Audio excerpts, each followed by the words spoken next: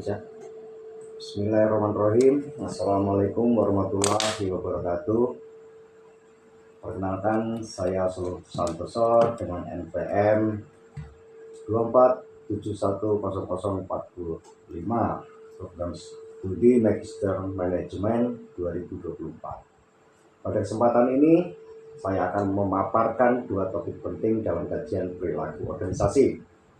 Yang pertama, saya akan menjelaskan hubungan antara perilaku organisasi dengan perilaku kelompok, terutama dalam aspek sikap, motivasi, kepuasan kerja, kepemimpinan, konflik, dan budaya organisasi. Kedua, saya akan menguraikan bagaimana sikap profetik menjadi dasar penting dalam membentuk perilaku sumber daya manusia dalam lembaga. Yang pertama, perilaku organisasi dalam konteks perilaku kelompok. Perilaku organisasi pada dasarnya adalah kajian ilmiah mengenai tindakan individu dan kelompok dalam lingkaran kerja serta dampaknya terhadap efektivitas organisasi. Menurut Kulkwik, Levin, dan Wiesen 2021, perilaku organisasi berfungsi untuk memahami, memprediksi, dan mempengaruhi perilaku manusia agar selaras dengan tujuan organisasi tersebut. Dalam praktiknya, perilaku kelompok dalam organisasi sangat dipengaruhi oleh 6 aspek utama. Saya ulangi, dalam praktiknya, perilaku kelompok dalam organisasi sangat dipengaruhi oleh 6 aspek utama, yaitu sikap, motivasi, kepuasan kerja, kepemimpinan konflik, dan budaya organisasi. Sikap yang pertama yaitu sikap. Sikap adalah kecenderungan psikologis seorang dalam menilai pekerjaan rekan kerja dan organisasi tempat ia berada. Penelitian oleh Mahmud dan Bashir tahun 2020 menjelaskan bahwa sikap positif terhadap organisasi dapat meningkatkan komitmen efektif dan mengurangi keinginan pindah kerja. Sikap yang baik menciptakan lingkungan kelompok yang suportif, penuh empati, dan kolaboratif. Sebaliknya, sikap negatif dapat memicu konflik sosial dan penurunan produktivitas tim. Yang kedua, yaitu motivasi. Motivasi berperan sebagai energi psikologis yang mendorong seorang untuk berprestasi. Menurut Ryan dan Desi 2020, dalam teori self-determination, motivasi intrinsik yang didorong oleh rasa memiliki dan kompetensi menghasilkan kinerja yang lebih stabil dibanding motivasi ekstrinsik. Dalam kelompok kerja, motivasi kolektif muncul ketika setiap anggota merasa dihargai dan memiliki makna dalam pekerjaannya. Inilah yang membangun semangat solidaritas dan produktivitas jangka panjang. Yang ketiga, kepuasan kerja. Kepuasan kerja mencerminkan sejauh mana individu puas terhadap kondisi pekerjaannya.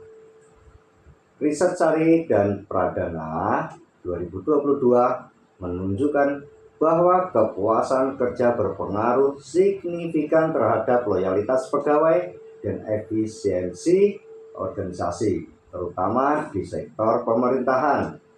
Anggota kelompok yang puas dengan pekerjaannya cenderung memiliki keterikatan emosional yang tinggi, berinisiatif lebih, dan berkontribusi positif terhadap atmosfer kerja.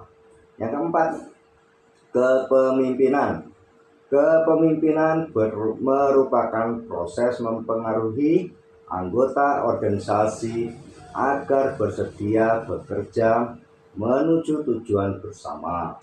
Menurut Nordhaus 2022, Kepemimpinan yang efektif bukan hanya tentang kontrol dan arahan, tetapi juga kemampuan membangun kepercayaan dan memberikan inspirasi.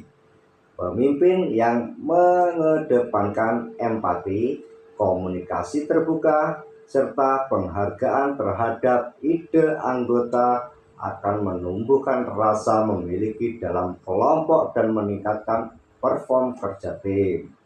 Konflik yang kelima yaitu konflik. Konflik adalah realitas yang tak terhindarkan dalam organisasi, tetapi dapat menjadi sumber inovasi jika dikelola dengan baik. Studi Gunawan dan Rukmini 2023 menegaskan bahwa konflik yang diselesaikan melalui pendekatan, dialog, dan kolaborasi akan memperkuat suatu struktur kerja tim dan memperjelas tanggung jawab antar anggota. Sebaliknya, konflik yang diabaikan dapat menghambat koordinasi dan menurunkan kepercayaan antar personal. Yang keenam, budaya organisasi. Budaya organisasi adalah sistem nilai dan keyakinan bersama yang membentuk cara individu berperilaku di tempat kerja. Menurut Elphason 2020, budaya yang kuat menciptakan identitas kolektif dan membangun rasa kebersamaan dalam kelompok. Di Indonesia, penelitian Wulandari dan Kusnadi 2022 menemukan bahwa budaya kerja yang berbasis gotong royong dan integritas memiliki korelasi kuat dengan peningkatan kinerja dan kepuasan pegawai.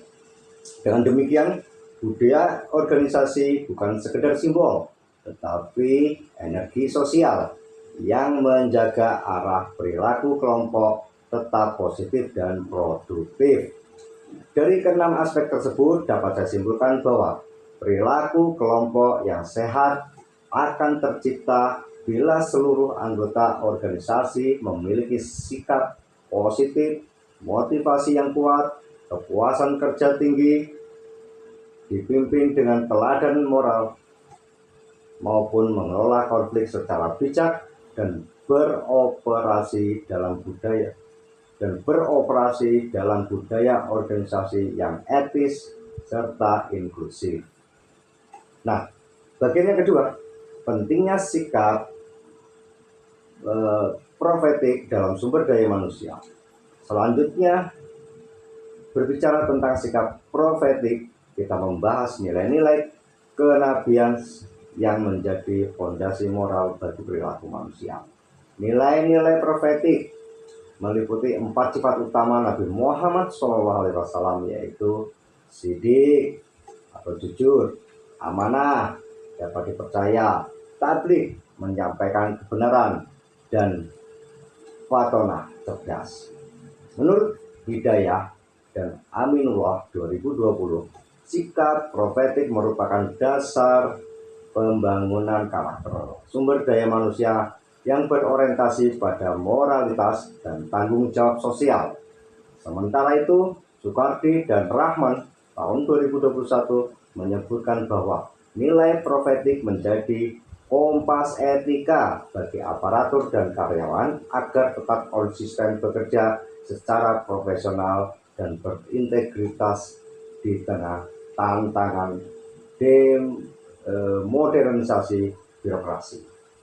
Dalam konteks perilaku organisasi, sikap profetik memiliki 3 peran utama, yaitu yang pertama sebagai fondasi moral organisasi. Nilai profetik menuntun individu untuk bertindak jujur, transparan, dan bertanggung jawab. Pegawai yang berlandaskan kejujuran akan lebih dipercaya dan lebih mudah membangun kerja sama lintas tim. Yang kedua, sebagai pengarah perilaku etis dan spiritual, sikap profetik mendorong pegawai untuk tidak sekedar bekerja demi hasil materi, tetapi juga karena kesadaran ibadah dan pelayanan publik. Seperti dijelaskan oleh Rosid dan Fatur Rahman 2023, perilaku profetik meningkatkan keseimbangan antara orientasi duniawi dan nilai-nilai spiritual. Yang ketiga, sebagai pendorong perubahan positif. Pegawai yang menjunjung nilai kenabian cenderung menjadi agen perubahan. Ia tidak takut dengan menegakkan kebenaran dan selalu berusaha memperbaiki sistem kerja yang kurang adil dan tidak efisien. Studi Kurniawan 2024 menyebutkan bahwa lembaga yang menerapkan nilai profetik dalam manajemen SDM atau sumber daya manusia menunjukkan peningkatan signifikan pada integritas organisasi dan kepercayaan masyarakat. Dengan demikian, sikap profetik bukan sekedar konsep religius, tetapi menjadi kerangka etik universal yang dapat diterapkan oleh berbagai lembaga, baik pemerintah, pendidikan, maupun swasta. Sumber daya manusia yang berperilaku profetik akan menjadi tulang punggung organisasi yang bersih, disiplin, dan berbudaya saing tinggi. Sebagai penutup, dapat saya tegaskan bahwa perilaku organisasi mencerminkan dinamika manusia dalam bekerja yang dibentuk oleh sikap, motivasi, kepuasan kerja, kepemimpinan, konflik, dan budaya organisasi. Namun, agar semua unsur tersebut berjalan seimbang dan bernilai, perlu dasar moral yang kuat, yaitu sikap profetik. Karena tanpa kejujuran, amanah, kecerdasan, dan keberanian menyampaikan kebenaran, organisasi hanya akan berjalan secara administratif tanpa arah moral dan ruh kejuangan.